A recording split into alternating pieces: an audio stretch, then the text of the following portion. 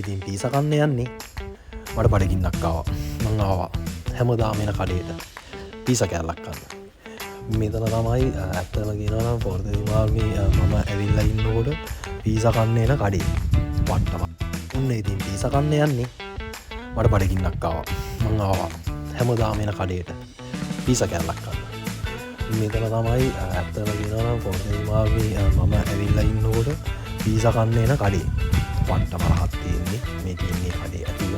ඉතින් පට්ටම රහත් තියන්නේ පීසා.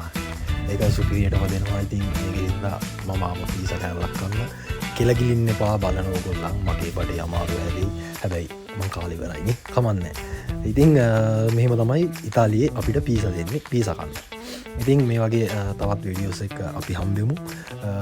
මාව ෆලෝ කරලා නැත්නම් ෆලෝ කරන්න, ලයික් එකක් දාන්න, කමෙන්ට් කරන්න, ෂෙයා කරන්න, තව කෙනෙක්ට බලන්න. එහෙනම් ගිහින් එන්න. චාව්.